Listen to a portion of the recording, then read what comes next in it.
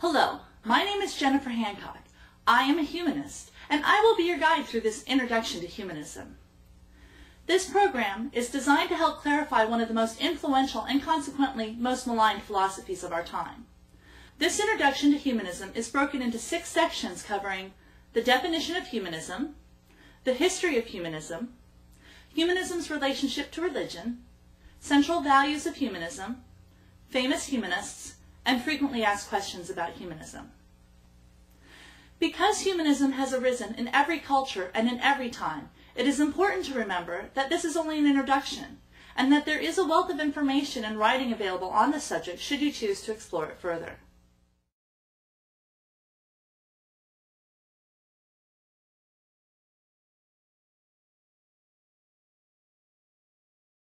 The history of humanism is probably as old as the history of humanity. In this section, we will discuss the various forms humanism has taken over the millennia, and of course, provide a very short history of the modern humanist movement. Please keep in mind that this is just a quick overview of the subject, and there is a wealth of information available should you choose to explore the subject further.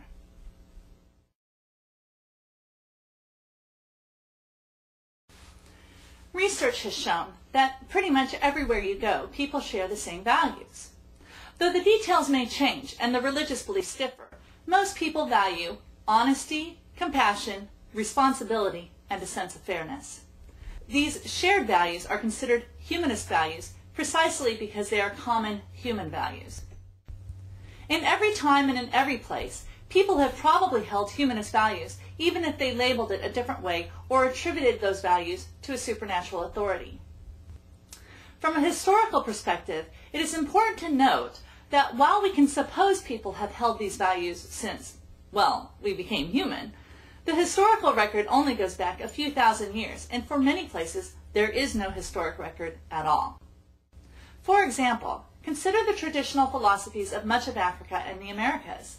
While most scholars maintain these philosophies were humanistic in nature, we don't have any historical writings to verify those claims. It doesn't mean that some form of humanism didn't develop in Africa or the Americas.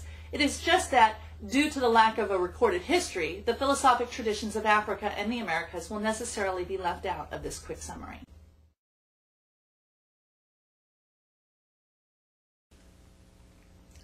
There were 3 very important philosophers that lived during the 6th and 5th centuries before the Common Era. While they lived in very different parts of the world, their philosophies are distinctly humanist, even though they differ slightly from modern humanism. Because we have actual records of their teachings, these philosophers represent the start of the recorded history of humanism. They are some of the most important philosophers of all time, and they continue to influence humanist thought to this day. These philosophers are Siddhartha of India, otherwise known as the Buddha, Confucius of China, and Socrates of Greece.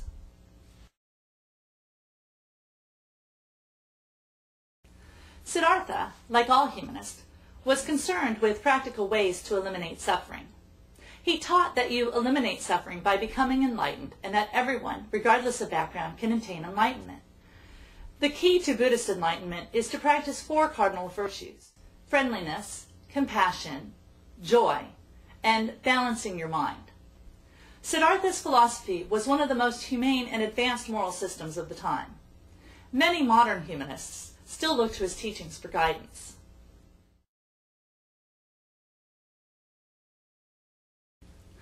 Confucianism is a philosophy that emphasizes both personal and governmental morality. The highest goal of this form of humanism is to become a virtuous person, and you become virtuous by being educated. As in all humanist philosophies, it is believed that everyone has the ability to become educated and therefore virtuous.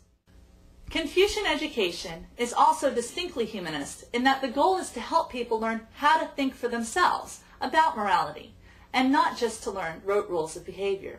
Even though some are skeptical that a man named Confucius even existed, the philosophy is still influential. Regardless of its origins, Confucianism is very humanistic. Socrates is famous for both his ethics and his methods. In typical humanist fashion, Socrates was devoted to personal ethics, the pursuit of virtue in all things, and of course, a devotion to the truth, even if the truth was unpopular. He also used what is now known as the Socratic method to encourage people to think through moral problems for themselves. To this day, the Socratic method is considered one of the best ways to teach the critical thinking skills necessary for humanist thought. His willingness to incur the wrath of the establishment and to die for the pursuit of truth is an example that inspires all modern humanists. Many people mistakenly believe that humanism arose in the West during the Renaissance. But the Renaissance actually has its roots in the Golden Age of Islam. While most of Europe suffered through the Dark Ages, the Islamic Empire was flourishing, in large part because it embraced and valued knowledge. As a result, it became the unrivaled intellectual center for education, science, medicine, and philosophy. Humanist ideals of free speech, individualism, skepticism, and liberalism were all evident in the philosophic writings of this period. Most of the knowledge we have of ancient texts is due in large part to the work of Islamic scholars during this time. The European Renaissance would not have been possible without the Islamic one.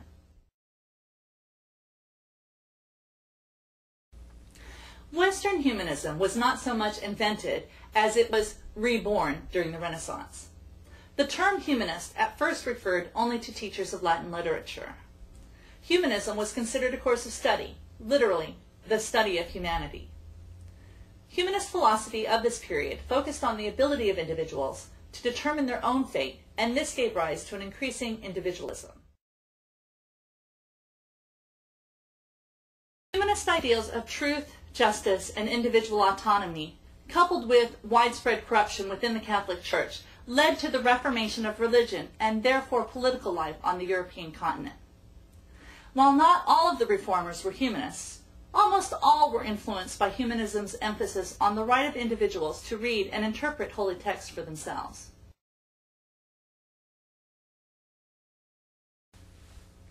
When the Reformation ended, the Age of Enlightenment began. Building on the humanism of the previous period, humanists were now able to turn their attention to more civic matters. It was during the Age of Enlightenment that humanist political ideas started to take shape. Ideas like freedom, democracy, and the importance of using reason to solve our problems came to the forefront. The biggest change in thinking during the Enlightenment was that people were now able to pursue truth without fear of persecution.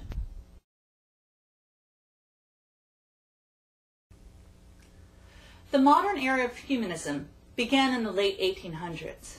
This is when people started organizing humanist groups and actively using the term humanism to refer to their ethical philosophies. In 1853, the Humanistic Religious Association was formed in London.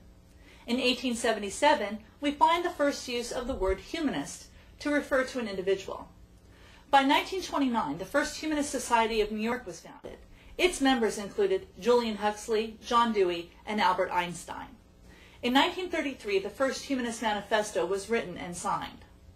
Shortly thereafter, the American Humanist Association and its European counterparts were formed. Since then, the number of individuals identifying themselves as humanist has steadily increased, as has the number of humanist groups and associations. It is important to remember that despite its long history, humanism as an actual social movement is still in its infancy.